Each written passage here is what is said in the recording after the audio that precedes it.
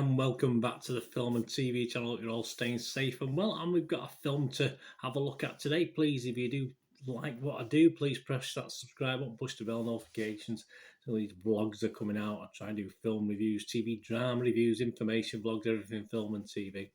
And we got a little film for you, review for you today. So let us have your comments on it or anything to do with film and TV. And you give us a thumbs up, guys, if you what's your appreciate, make an old film watcher very happy. Yes, we've got a bit mixed on this one from the audience and the critics.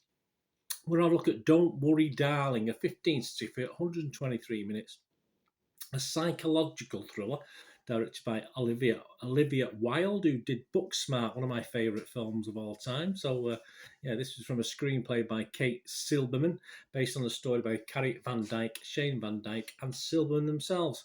And it stars, does a good job. Florence Pugh, Harry Styles, perhaps not as good a job.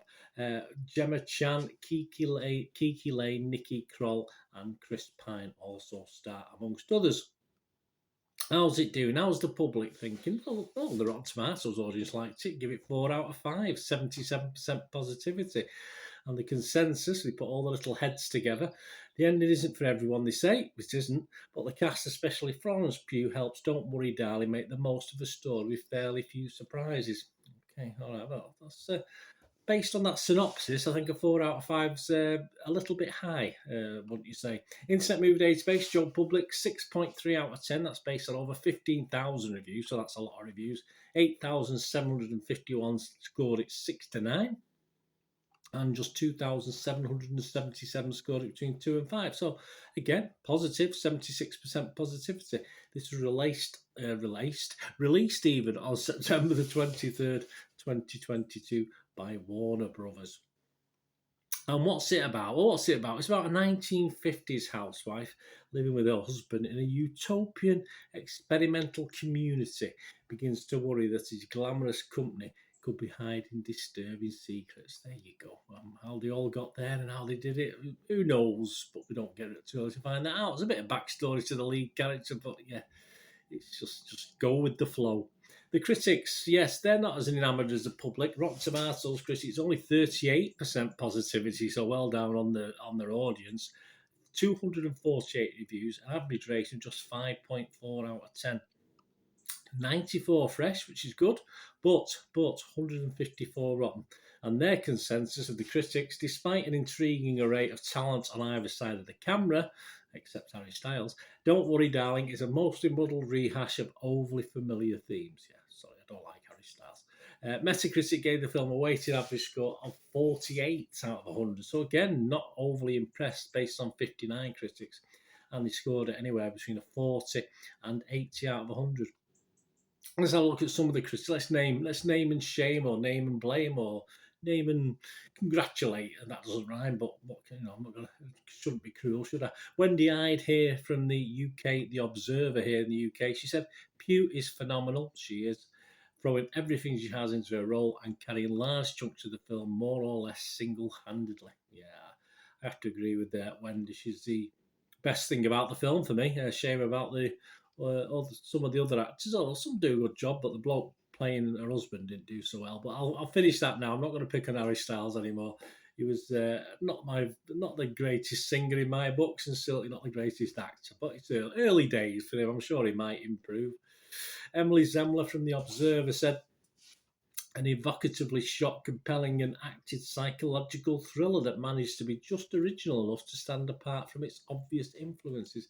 It wasn't really original enough for me. It was nice in parts, but I'm sorry, it just takes too much from too many other films. Danny Lee from Financial Times, what does he know? He's getting in all sorts of financial trouble, isn't he? But he likes his films, Danny Lee, and he said he pined his miscast. The styles we see here would then have improved the movie through not being cast at all. Hey, I'm man of my own beliefs. For every ounce of Pugh's star power, he exerts an equal and opposite drag. I wonder why I put that review in. I don't know, just to show that I'm not on my own, I suppose. I say I'm not going to actually, in all fairness to Mr. Styles, I'm not going to blame him for the story and what happens on screen. He did as much as he can do, which is all we can say. The Guardian's Peter Bradshaw, he only give it 40 out of 100. He'd said, directed by Olivia Wilde, who I like, it superciliously pinches ideas from other films without quite understanding how and why they worked in the first place. It spoils its own ending simply by unveiling it, and in so doing shows that serious script work needed to be done on filling in the plot holes and problems in a fantastically silly twist reveal. Yeah, a package all tied up. It's a nice little package, all tied up in a nice little bow. But the trouble is, when you open it, there's nothing inside. Entertainment Weekly's Leah Greenblatt, Greenblatt, she was a lot more impressed by it. She gave it 67 out of 100 and said, the movie, whatever its pile of ideas about love, gender constructs, and modern living, never really transcends Stepford mood board pastiche. It's all nefarious and gorgeous, darling, and strictly nonsense in the end. It's an end. So she gave it 67. She liked it. It's an end, and like most films of this ilk, it is normally a little of a letdown. There you go. This is me. Sorry, that is not Leah. Yeah, I'm just saying it is an end. Like, well, as I said, like most films of this style, it doesn't quite know how to finish off. But I say I'm just surprised that Leah gave it a 67 based on that remark. There's nothing really offered. There's nothing in this for me, particularly outside of the lead pew. Although there is something, but I'll mention that now. Right, my score now for this. I'm only going to give it. Yeah, I'm going to go halfway with this. I'm going to give it a score. I'm going to give it. I think it's worthy of a score because there are bits in this I quite liked and intrigued me, even though I was a letdown. Pew is the only thing that sort of totally carries this along for me and made it watchable and made me keep watching right to the end. It's just that I've seen all this sort of stuff so many times before. You know, you sort of Black Mirrors and stuff like that. Do all this sort of thing. So, okay, it's all glossy. Great soundtrack. I love the soundtrack. I thought the soundtrack was superb. But I'm not watching the film for the music. I'm watching the film for the story. Some really good scenes. Don't get me wrong. Some little, that you can imagine in a typical Outer Limits, Black Mirror sort of, the old days of that sort of mystery psychological thing. But ultimately, the last quarter of the film and the poor payoff in the end made it a little bit of an also ran for me. It's just such a shame because it did look nice. It did look nice, but just not a lot underneath it. Not a lot inside, unfortunately. All good on the outside, but nothing new to sort of say. Oh wow, yeah, you've got to watch this. Let me know what you think, guys. Anyway, as I said, I've seen a lot of these sort of films. It just makes you want to go back and watch films of a similar, certainly Truman Show. Even though obviously it's. Style-wise, it reminded me a lot of that. I just want to go back and watch that rather than even think about suffering this again, which I don't think I'll ever watch this again. Apart from Pew, I'll say Pew did a good job.